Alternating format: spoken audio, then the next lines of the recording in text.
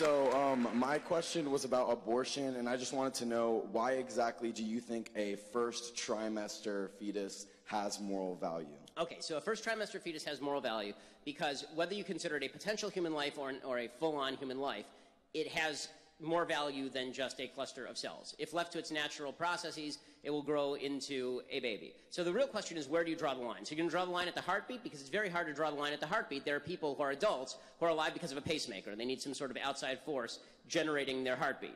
Okay, are you going to do it based on brain function? Okay, well, what about people who are in a coma? Should we just kill them? Right? The problem is, anytime you draw any line other than the inception of the child, you end up drawing a false line that can also be applied to people who are adults. So either human life has intrinsic value or it doesn't. I think we both agree that adult human life has intrinsic value. Can we start from that premise? I believe that sentience is what gives something moral value, not necessarily being a human alone. Okay, because, so when you're asleep, can I stab you? I'm still considered sentient when I'm asleep. Okay, if you are in a coma from which you may awake, can I stab you? Well then, no. I guess not. I mean, I'm glad you answered that, because I have no interest in actually murdering you. But that's still potential sentience, and it's still a potential. I agree. It is potential sentience. You know what else is potential sentience? Being a fetus. The issue with that.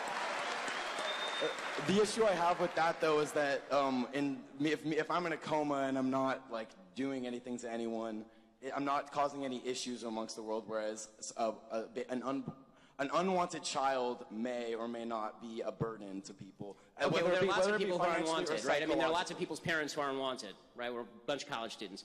The problem is that now you're shifting the argument, right? Before you were making the argument based on the intrinsic value of a life based on sentience, and now you're talking about the level of burden that somebody presents as a separate moral argument. Okay, I don't believe that you being a burden on somebody is justification for them killing you, as a general rule. I'll leave it at that, but I appreciate you and thank you. No, thanks.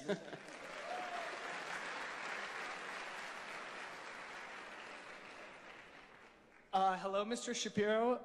You have consistently praised the free market as the most effective means by which to combat racism, sexism, etc., correct? Yes. Right? You believe legislation prohibiting such behaviors is essentially unneeded in today's day and age because you have faith that people, such as yourself, are conscious enough to fight discrimination in business where it can be shown, and at the end of the day, a business should be given immense freedom to conduct itself in the pursuit of profit. My question is as follows. If insurance companies can charge young males as a group higher prices for car insurance than young females, because the former has statistically been shown to be more reckless drivers, does this not leave open the possibility in a free market system for insurance companies to charge premiums based on certain ethnic or racial categories if these ethnic or racial categories statistically correlate with more reckless driving? If you object to the notion of charging someone more based on a factor that that person has virtually no agency in choosing, such as race or sex, why do you not condemn the fact that young men have to pay more? If you do not object to the possibility that a person of a certain sex, ethnic, or racial group may have to pay more on that basis, then are you not failing to disavow discriminatory business practice? Okay, so that's a long paragraph, but I think what it really boils down to, the answer is that what you're now conflating ethnic racism with risk factors. Okay, right. I don't conflate racism with risk factors, meaning if you are saying that insurance companies may use being black as a proxy for heart disease, for example, because black men suffer from heart disease at a higher rate than white men do of the same age once you hit a certain age, then my answer is that an insurance company is in the business of assessing risk, not in the business of assessing racism. So if they look at you and they say that this is a higher risk factor, I mean another case, sickle cell anemia, right? There are certain diseases that actually do afflict races differently. Tay-Sachs affects Jews differently.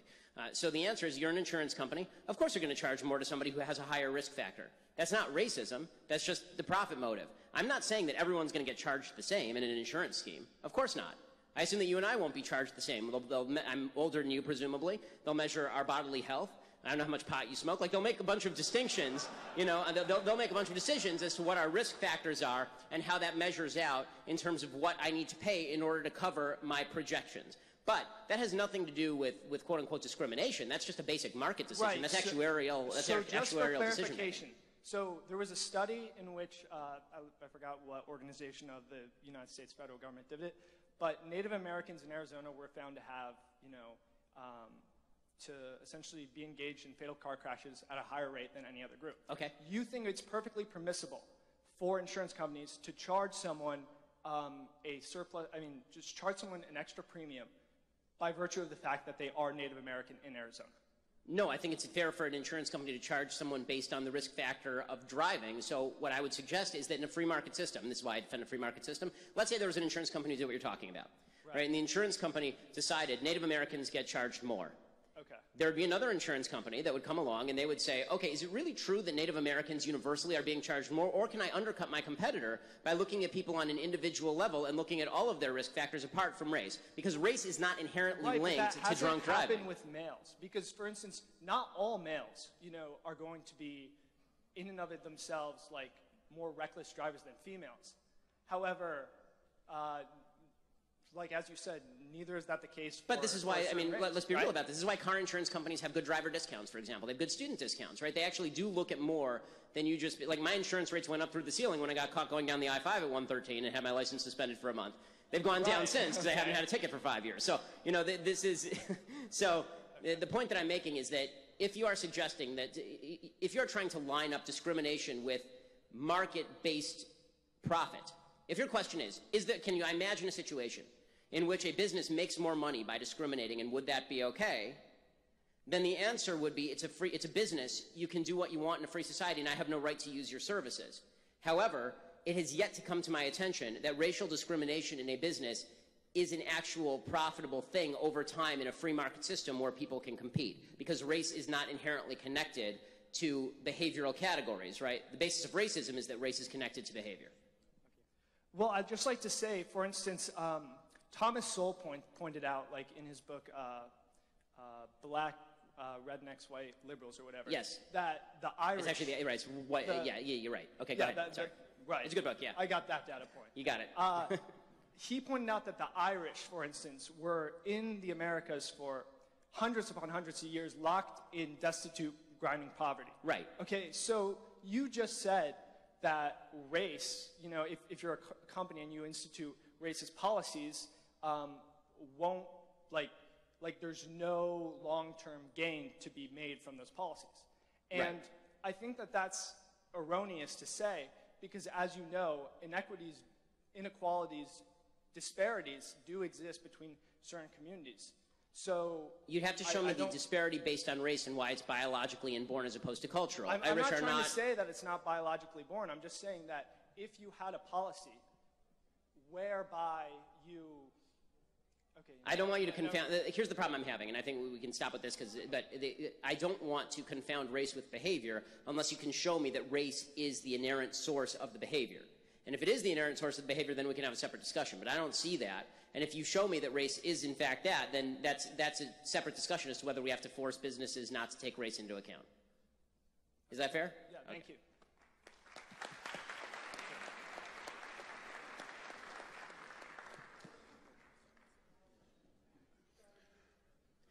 Hi, Ben. Hey, how's it from going? Farther north in California, predominantly conservative writing. And my question is, are you familiar with the Jefferson State movement? And if so, what do you think about it? I'm sorry, I missed it because the echo. Are you familiar with the Jefferson State movement? And if so, what do you think about it? I'm sorry, what?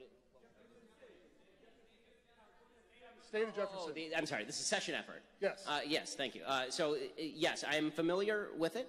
I think that California is far too large and encompasses far too many different people of different political orientations for it to have this many electoral votes. That said, I think that the chances of separating California from a political point of view, the chance of separating California into 3 or 4 states with, 6 or 8 senators, that could be a very dangerous thing for the balance of the country. Okay, thank you.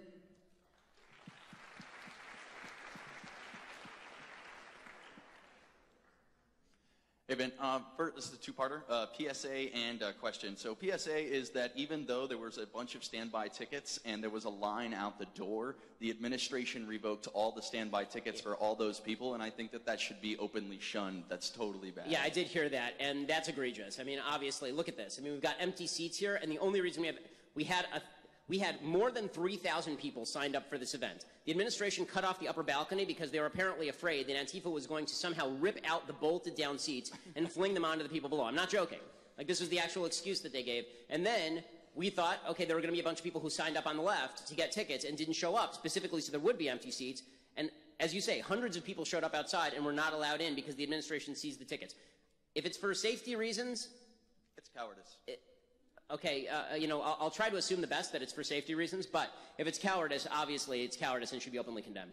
All right, and so for my question, more towards drug use and the criminalization of drug use. I know that you don't particularly condone drug use, but how do you feel about the criminal justice system, with all these nonviolent offenders, all the money that we spend on all the nonviolent offenders and drug use openly? I mean, so maybe drug use is bad, but should we still criminalize it and treat those people the way that we do and lose money like that? I am actually libertarian on drugs, so that means that...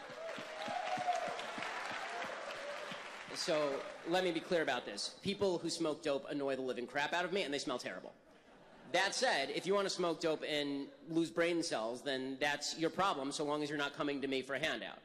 I think that there are certain drugs, like, for example, PCP, that apparently makes you violent, and that has externalities. That's something that you have to talk about policing. You'd have to talk about policing in terms of selling drugs to minors. But it doesn't seem to me that when you're talking about things like marijuana, for example, you couldn't police marijuana in the same way that you police cigarettes or alcohol. Just make it very difficult to sell to people who are underage. The biggest problem that you have right now is that marijuana is so plentiful in places like California that even legalizing it is not going to get rid of the black market, because it actually, the price is higher in the legal market than it would be on the black market. So that's a serious problem, and suggests that deregulation is actually possibly a worthwhile thing. There are some, I'll admit that I'm split on some substances. Like, obviously, when you look at the opioid epidemic and you see the addictive level of that, marijuana is slightly different because the evidence for addictiveness in marijuana is mixed at best. But when you talk about opioids, which are actually addictive, the higher level regulation of opioids seems to me not inappropriate.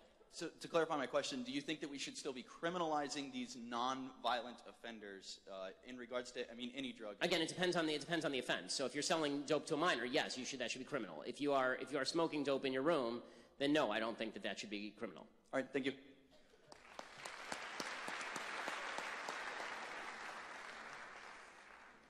Hello, Mr. Shapiro. So I'd like to first qualify my question before making it. So, Mr. Shapiro, as a conservative intellectual, I respect you deeply, and I agree with you on a host of issues. However, there is one where I disagree with you, which is what we should do about climate change. While I agree with you that we should be skeptical of climate alarmists, I cannot help but think of Pascal's wager. If the skeptics are right, we have nothing to lose. But if they are wrong, then we have a world to lose. In a 1984 election advertisement, Ronald Reagan's campaign said, if you think there's a bear in the woods, you bring your gun. Given this maxim and Reagan's decision to protect the ozone layer by limiting CFCs via the Montreal Protocol at a time when the science was very much split on whether or not the ozone layer could ever be repaired, would you support a revenue-neutral carbon tax that would be revenue-neutral in the sense that the tax would be balanced by lowering of taxes on like businesses and on individuals and things like that? Do you think that this would be a good insurance policy that would not necessarily give the command economists of the left what they want, but also entertain the possibility that maybe climate change is real and maybe we should do something about it? Okay, so here's my position on climate change. I would say lukewarm on climate change in the sense that I think that the greenhouse gas effect has been proven in laboratories, that carbon emissions can make the world warmer. The question is the sensitivity of the climate to those greenhouse gas emissions, how much is absorbed by the oceans, for example, and what effect that has on the climate long term, because the computer modeling has been so flawed thus far. That said, even if you believe that let's say that we take the IPCC estimate, right? The IPCC estimate is that we're supposed to increase, I think, by the end of the century by 7 degrees Fahrenheit is the global estimate. So that varies obviously place to place. That also means that you have to take into account cost, right? So as far as the carbon tax, I haven't actually looked at the economics of what you're talking about specifically enough, but general regulations that have been proposed on carbon taxes talk about penalizing companies in such a way that the cost is passed on to the consumer. It seems to me that if you're going to create new taxes without dramatically lowering taxes, as you suggest, which is really what the left proposes, the left sort of proposes carbon taxes but no offsets, then you're going to end up with a situation where the cost of energy is passed on to the consumer, which leaves more people in poverty. And I think that pretending that there are no trade-offs when it comes to government regulation is foolhardy. I also think that the truth is that what we've seen is that greenhouse gas emissions are declining thanks to technological development. For example, the easiest way to lower greenhouse gas emissions right now would be to build a bunch of nuclear power plants. which is something that the left in California has opposed for a very, very long time. We haven't had a nuclear power plant here for like 40 years. If you look at the rise of Tesla, you know, the idea that there's not new technologies around the corner that are going to help us mitigate the emissions is foolhardy to me. I think that when Reagan says, you know, bring a gun into the woods, if you see a bear, the question isn't whether you bring a gun into the woods. The question is whether, or if you suspect that a bear is there. The question isn't whether to bring a gun into the woods.